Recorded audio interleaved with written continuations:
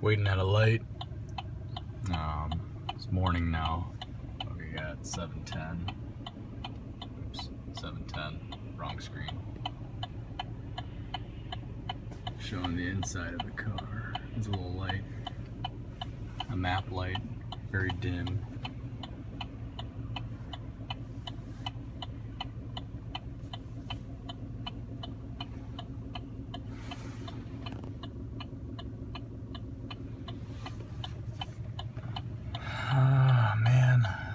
I got the case of the Mondays. I forgot my laptop and name badge at home, so that's always nice. There's no what they call them, they call them shit bars, shit handles. Oh shit!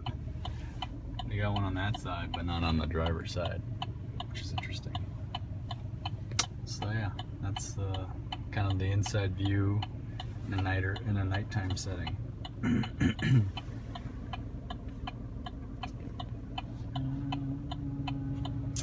Alright, I'm stuck at a light, so I'm gonna try getting a good shot of the dash plus road.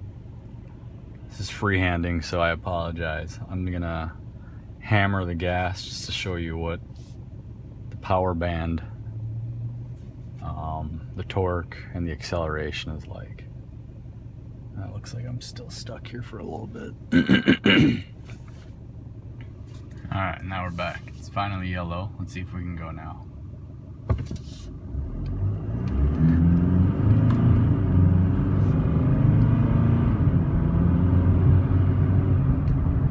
That was it, the 45s. Speed up to the speed limit.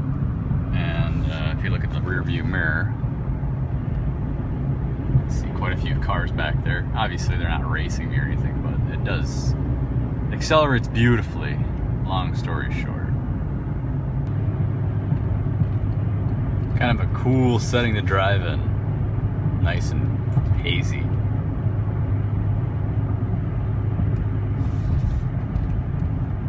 Getting up on this exit right here.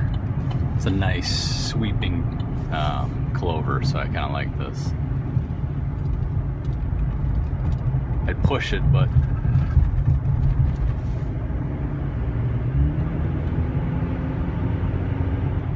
let off on the gas on this turn, and then I'll hit it again.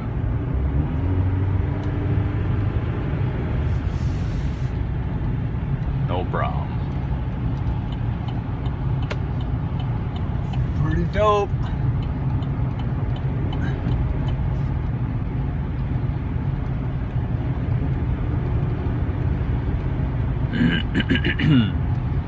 Excuse me. So it's a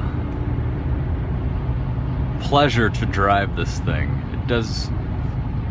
I mean, people will complain about everything in the world. And in my mind, I think the miles per gallon will offset some of the, let's say, 0 to 60 issues. 10 seconds. I mean, you're not trying to win a NASCAR race, so I think it does just fine. Keeps up with traffic perfectly. Acceleration onto a highway ramp is adequate. City driving, zipping around, merging in and out of cars, also very adequate. Very nimble when turning through parking lots. I haven't had to do too many 5-point turns in order to get in and out of parking spots, but I'm still getting used to the adjustments of trying to get into a parking spot because I don't have the width of the truck kind of down yet, so that'll come with time. Other than that, you know, I love this truck. Just a random video working on some custom mud flaps from Rallyarmor. I got the driver's side all squared away, so that's how low it's gonna hang. And then right now I have it mounted on 3 points. I have to somehow figure out a way to fasten this piece up here. Have not decided how, or if I'm just gonna cut that off, or what I'm gonna do yet, but it's still in progress. I got some paint protection film that I might paste, or that I might stick onto this little portion and then just Velcro it on. I haven't decided. I'll figure something out.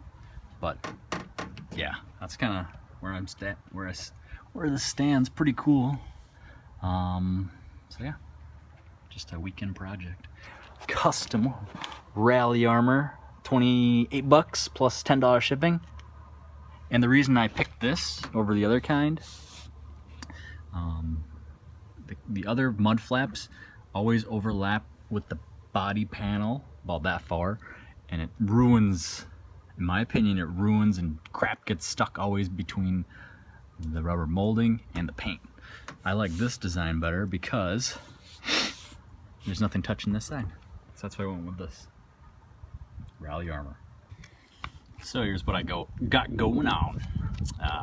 Paint protection film. I'm gonna slap it on here. It goes about 6 inches. Ultimately, I'm gonna try doing this whole wheel well, and most importantly, yeah, this whole wheel well. That's gonna be paint protected eventually. Not yet, but eventually. But for the meantime, that's what I'm gonna do. Slap that on, just so when that thing hits, it doesn't damage it. Word. All right, paint protection film on. See the little lip there? Goes down to here. So now I'm gonna install the mud flap. I got 1 screw in, so I got the other 2 in. I'll show you the finished product. So there's the finished product, the stance. Rallyarmor. That's how much it hangs down. Mounted with 3 bolts. So I'm giving this a shot. I have no idea how it's gonna work, but temporary fix, but at least I'll give it a shot. So it's Velcro.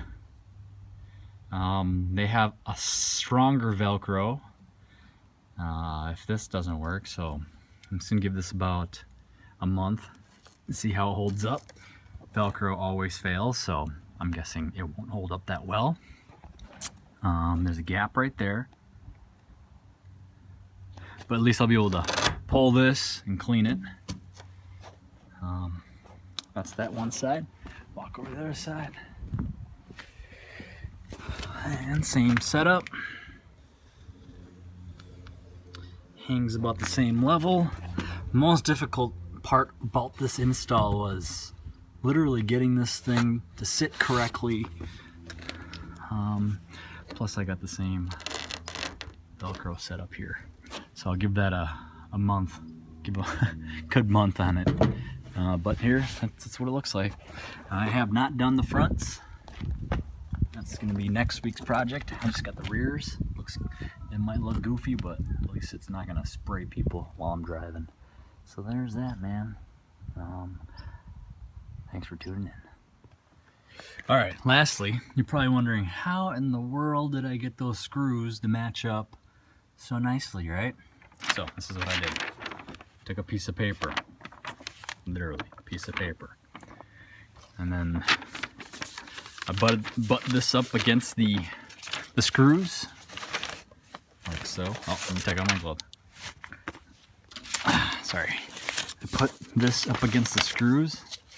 You can see the black dots, and literally I smashed and pressed this paper around each screw so they line up perfectly, and then I drew permanent marker dots as a template and a guide. So that's how I did. That's how I got the patterns for the screws to mount. Perfect, right? Fronts. I am not sure what I'm gonna do with the fronts yet. The way that it's sitting, it's a little. See, this is one level, and then back here it depresses back. So I might sell the rear, because it comes with 4, so I'm going to sell maybe the rears, and I'm going to buy like the Digitech version of this for the fronts instead. But the rears I got, and that's what I'm going to stick with. So maybe someone's interested, send me a message on YouTube and we'll get you situated with this template plus the rears, so then you can just mount them pretty easily.